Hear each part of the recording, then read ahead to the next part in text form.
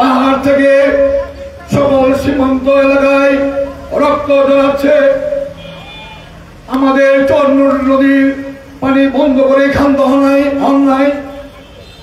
যেদিন পানি আসে তার ভাড়া খুলে দেওয়া হয়। আমার দেশের মানুষের কৃষকের শ্রমিকের ঘর বাড়ি উড়িয়ে যায়। তিস্তার পানি ছেড়ে দেওয়া হয়, মানুষ বেঁচে যায়। বন্যার প্লাবিত হয়ে হাজার হাজার ধন সম্পদ ধ্বংস হয়ে যায়। আর যখন করা হয় তখন পানি বন্ধ করে দেওয়া হয়। কৃষক তার মাটি অনুর্বরতার জন্য ফসল ফলাইতে পারে না। আমরা হাজার হাজার কোটি টাকা সম্পদের বঞ্চিত হই। তারপরটি দখল হয়ে যায়। আমার নতুন সরকার বন্ধ, সেখানে কিছু বলতে পারে না। তাই অনেক কথাই রয়েছে। আমি আমার সভাপতির বক্তব্য শোনার জন্য আপনাদেরকে আগে যা বক্তব্য দিয়েছি, অনেক বক্তব্য হয়েছে, সেই বক্তব্য বলি আমার আজকের বক্তব্য। এবং আমি আমার প্রাণপ্রিয় ভয়েস অফ রাইটসের চেয়ারম্যান, তাকে আজকে এখানে বক্তব্য রাখার জন্য আমি অনুরোধ করছি। আপনারা ভয়েস অফ রাইটস চেয়ারম্যান আলাদা এখন বক্তব্য রাখবেন।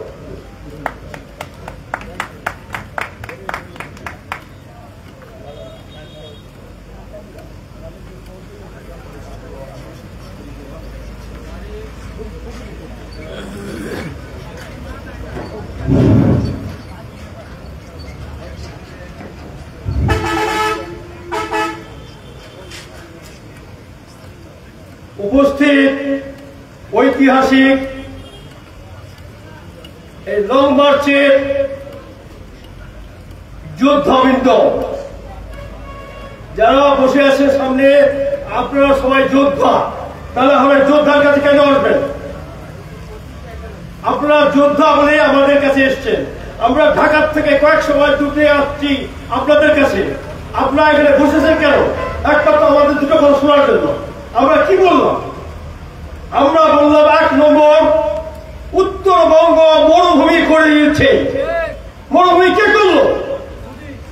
আমাদের দেশ, বৃহৎ দেশ ভারত, আমাদের ৫৪টা নদীর পানি একলা নিয়ে নিল, আমাদেরকে মরুভূমি বানিয়ে শেষ করলো। আমার জন্ম উত্তরবঙ্গে, দিনাজপুর শহরে। আমি গ্রীষ্মকালে দেখেছি কোনদিন সকালের দিকে ঠান্ডা লাগে না। ইদানিং আমরা যখন দিনাজপুরে শুয়ে থাকি গ্রীষ্মকালে, গরমের সময় ৩টা বাজে ঠান্ডা লাগে। তখন আমি চিন্তা করলাম এটা কারণটা কি। আমি বিভিন্ন দেশের মরুভূমির ইতিহাস পড়লাম, থর মরুভূমির ইতিহাস পড়লাম, আফ্রিকা মহাদেশের মরুভূমির ইতিহাস পড়লাম, কিভাবে মরুভূমি হয়। তাতে দেখলাম যে থর মরুভূমি ২০০ বছর ধরে, ২০০ বছর আগে এখানে চাষবাস ভালো হতো। ২০০ বছর পরে ধীরে ধীরে নদী শুকায় গিয়ে মরুভূমি হয়েছে। ১০০০ বছর ধরে আফ্রিকার মরুভূমি হয়েছে। ১০০০ বছর ধরে ধীরে ধীরে ধীরে ধীরে পানি নষ্ট হয়ে গেছে। ওরা আল্লাহ পানি পাঠায় নেই, নদীগুলো শুকিয়ে গেছে। আর আমাদের এরা, আমাদের নদীগুলো প্রভাবন আছে। আমাদের নদীগুলো একটা আল্লাহ বন্ধ করে নেই, শয়তানরা আবার নদী বন্ধ করে দিয়েছে। এই জন্য আমরা এই বিপদে পড়েছি। এই মরুভূমি সৃষ্টির জন্য ভারত দায়ী। অথচ ভারতের বিরুদ্ধে আমাদের রাজনীতিবিদরা কেউ কোনো কথা বলে না। আইন আছে, বিশ্বের আইন আছে, ইন্টারন্যাশনাল ল, তাতে বলছে নদী যেই দেশের উপর দিয়ে যাবে সেই দেশের লোকজনের একটা অংশ পাবে। আমাদের উপর দিয়ে নদী যাচ্ছে, অথচ আমাদের কোনো পানি দিচ্ছে না। আর যখন পানির দরকার নেই প্রচন্ড পানি দিয়ে আমরা ডুবিয়ে মারছি। এই কথাগুলো আমাদের রাজনীতিবিদরা বলছে না। এই না বলার জন্যই আমরা এই ভয়েস অফ লয়ার্স থেকে, আমাদের এই প্রতিষ্ঠান হলো বিবেকের প্রতিষ্ঠান।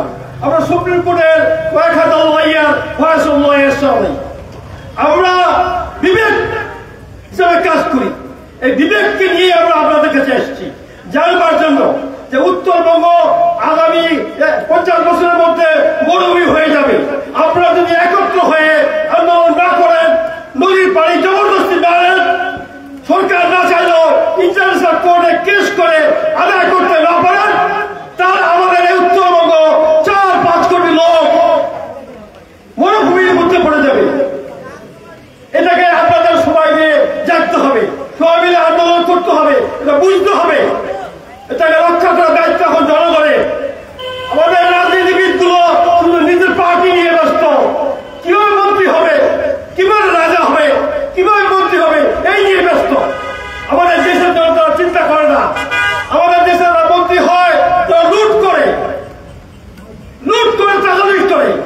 আপনি কোনদিন শুনেছেন রাত ভান্ডার চুরি হয়?